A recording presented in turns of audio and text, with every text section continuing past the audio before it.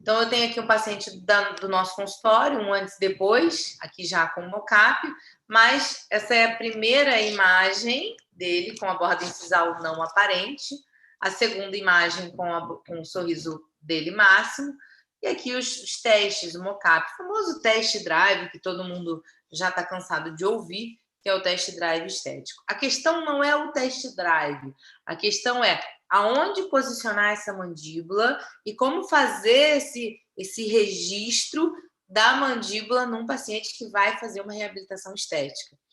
Muitas vezes eu vejo, é muito comum a gente fotografar ele, escanear ou moldar e não montar em articulador um paciente que vai fazer, por exemplo, lente de contato de 10 dentes. Isso é muito perigoso. Hoje nós temos no consultório um índice de retratamento muito grande. E o pior, esses retratamentos têm vindo acompanhados de dor. Dor articular, disfunções, problemas de fratura. E tudo começou lá no planejamento, aonde foi feito e perpetuado um planejamento, talvez no registro que não seja o mais adequado. Então, para você que não está familiarizado, isso aqui é um jig e uma pua. Essa pua, ela deve ser central, no mesmo ponto cêntrico do jig, jig de lute, jig convencional, mas a gente faz ele um pouquinho diferenciado, porque a gente faz ele plano, para poder fazer esse registro dos movimentos excursivos da mandíbula. Eu vou falar hoje o que é isso, o que é o arco gótico, que é de 1910, mas que a gente consegue fazer isso num jig e ver os movimentos condilares desse paciente. Uma vez, se você usa a odontologia digital, se você já escaneia no seu consultório, você vai conseguir realizar um registro cêntrico. É assim que a gente faz o registro cêntrico, com jig, com essa pua. Vai ter esse espaço, porque no scanner a gente não consegue ver o jig, né? A gente registra só, mas o material de registro não aparece no escaneamento. E você vai ter esse espaço entre maxila e mandíbula, né? Interoclusal. E o que fazer com esse espaço? A partir desse escaneamento, o que a gente faz com o técnico de laboratório? Se eu fizesse o registro do planejamento desse paciente, que não aparece, aqui já é com mocap, né? Então ignora essa foto, que não aparece nada de borda incisal e fosse seguir só o conselho, entre aspas, da estética, eu teria um aumento de borda incisal bem grande, e isso seria um problema para a gente, e vocês vão ver o porquê. Então, vamos seguir um pouquinho aqui, o antes e depois dele estético, né? Sorriso máximo, o paciente vem e a gente entrega um mocap para ele, mas o que eu quero falar é sobre isso. Como eu vou registrar esse paciente em máxima ou excêntrica, mediante um aumento estético de borda incisal tão grande? Então, gente, isso é um dia a dia de consultório, isso aqui é um problema.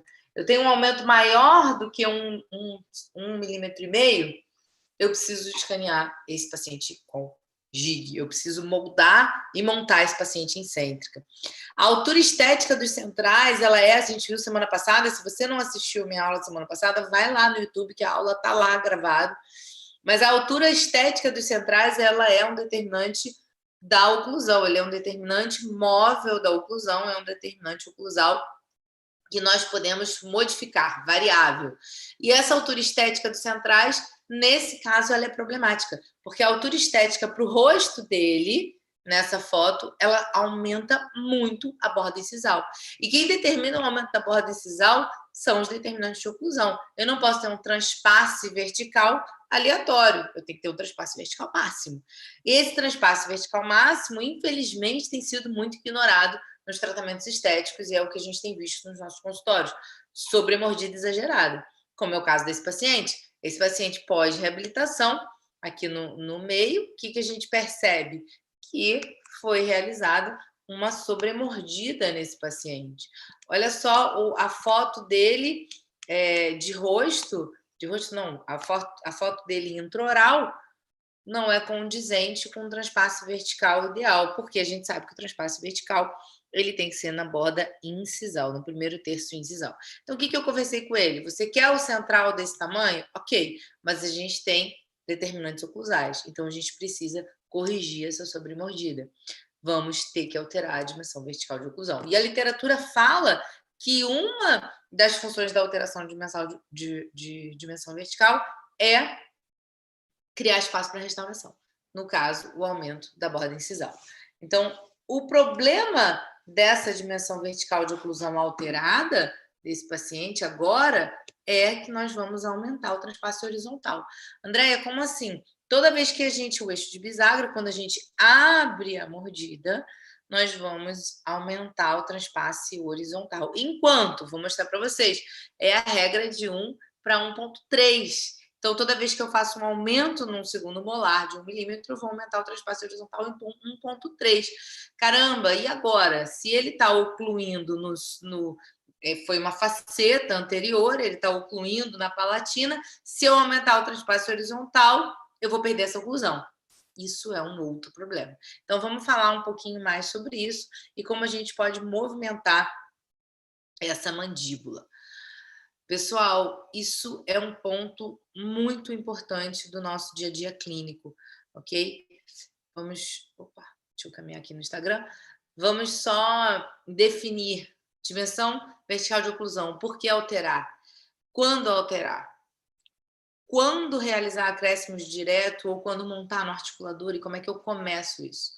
Então, a alteração de dimensão vertical de oclusão, a alteração da EDVO, ela é para criar espaços para restauração, harmonia facial, melhorar a relação incisal e oclusal e o relacionamento condilar correto. Eu bati muito na tecla com vocês da inclinação dos incisivos centrais e a posição condilar, mas a alteração de dimensão, ela também tem relação com a posição condilar ideal. Isso aqui, gente, uma sobremordida dessa por estética, é um problema deletério para o nosso côndilo, para a nossa ATM.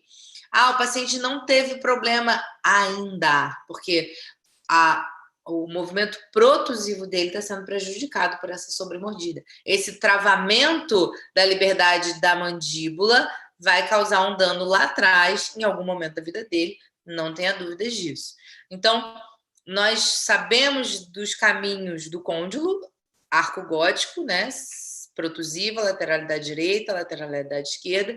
E eu trouxe aqui um trabalho do professor Carl Amita, colaboradores, onde ele fala exatamente nessa revisão, ele fala exatamente do aumento posterior de 1 milímetro do molar, aumenta o overbite, a sobremordida, em 2 milímetros, mas aumenta também o transpasse horizontal em 1,3. E isso significaria um aumento do pino incisal em 3 milímetros. Então, essa regra é a regra que tem que estar na nossa cabeça. Se eu aumento 1 milímetro no segundo molar posterior, eu vou aumentar o transpasse horizontal seguindo o eixo de bisagra.